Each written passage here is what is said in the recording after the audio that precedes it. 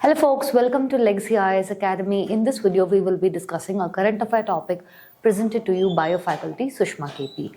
So what is the topic that we will be discussing today?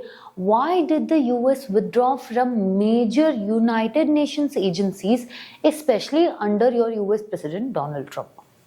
First and foremost, why are we discussing this?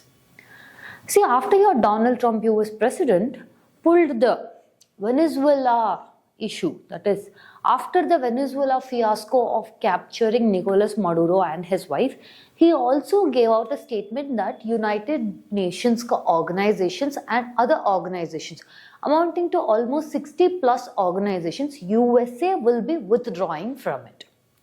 Okay, this comes after your Venezuelan fiasco.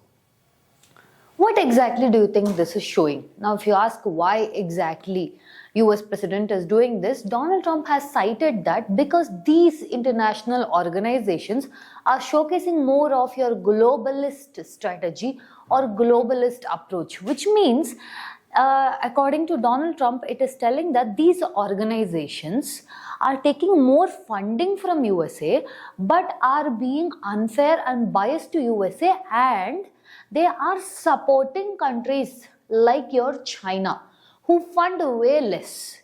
So USA is telling US taxpayers money should not be wasted like this, but rather should be used for important issues or more pressing issues compared to this. So he has constantly highlighted this concept of globalist approach, and he says he wants to move away as it does not align with your US strategy. So he has chosen your national sovereignty prior. And also he claims that all these organizations are acting against the interest of your United States. Earlier he has exited from your World Health Organization, Paris Agreement. So largely if you see majority of the organizations that he has been exiting from, it is largely based on your climate based. Now, why exactly is he telling this, and are people of USA supporting this? Yes, because he claims that more than people supporting or not, he claims that America First doctrine is now much more needed than anything else. So this supports his national sovereignty over multilateralism and his strong opposition to something he calls it as a globalist agenda. He claims that the US contributes most and yet gains very less.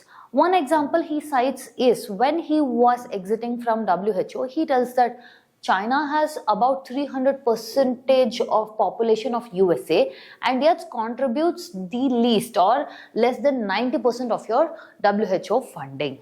Okay, so he claims that US is the largest contributor.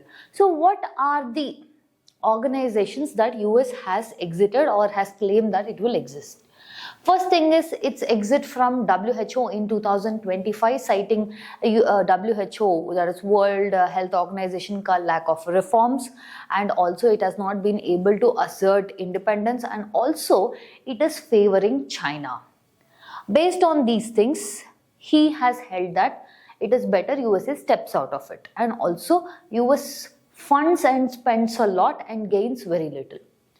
Next is Donald Trump has also held that he will be exiting from United Nations Framework Convention on Climate Change. This was initially brought about with your US support only.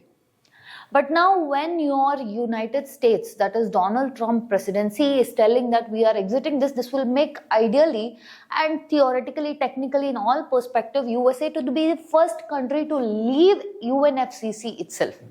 It is also told that it will leave out IPCC, that is Intergovernmental Panel on Climate Change. It has also told that it will exit your ARENA, International Renewable Energy Agency.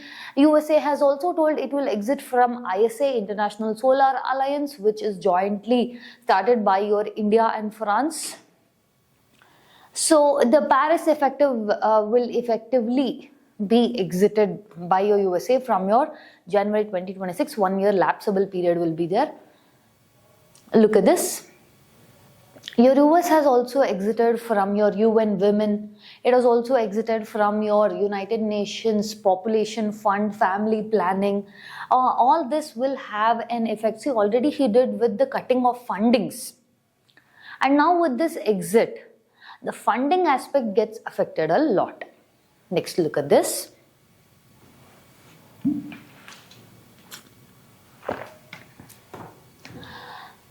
He has also held that he will be exiting from International Solar Alliance, even though US had joined in 2021 and it was not contributing any money.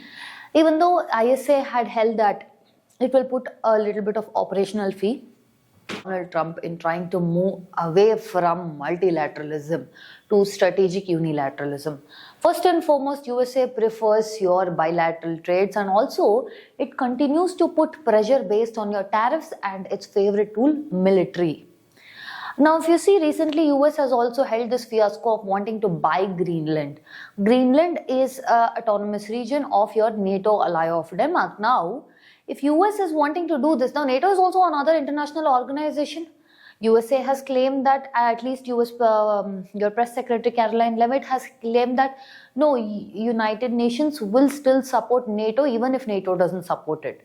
So what does this indicate? That your United States is using selective positioning or selective choice of which organizations it wants to be a part of and which organization it doesn't want to be a part of.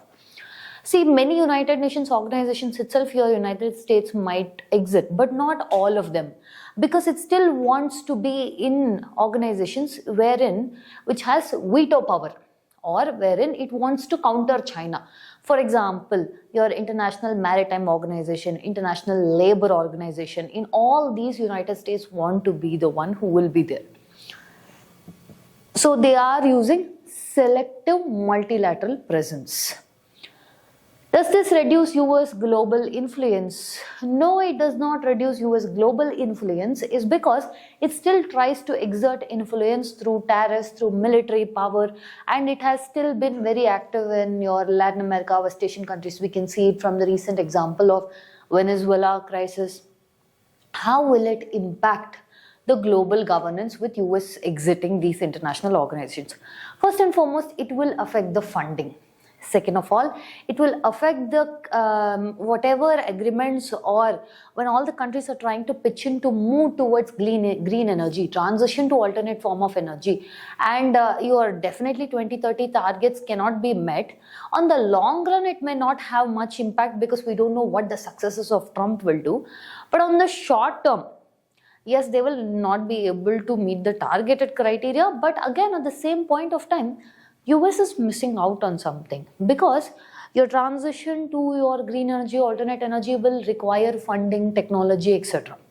Your China is already a known giant in manufacturing and in your critical minerals. So with the US exit, it creates a vacancy or a vacuum. This will be now utilized by China, which it can add it to its soft power diplomacy. Now, if you see with regarding to how it affects India, see, with regarding to India, first thing is, it is your US is not going to be there with respect to your ISA, even though it was not much of a funding partner. But many of the deals or your India and US relationships had your climate change, this as a most important thing. We have both advantage as well as a disadvantage. Advantage of US exiting would reduce the pressure on India to meet the criteria or the targets. That will reduce, but one of the ways which we had ties with US will also get affected. So from your China's perspective, it will use it as a soft power and use this as a climate governance. On the whole, if you see, US is preferring its sovereignty first approach or America first approach. And this will make China emerge much more stronger, and it has more of a mixed outcome for India.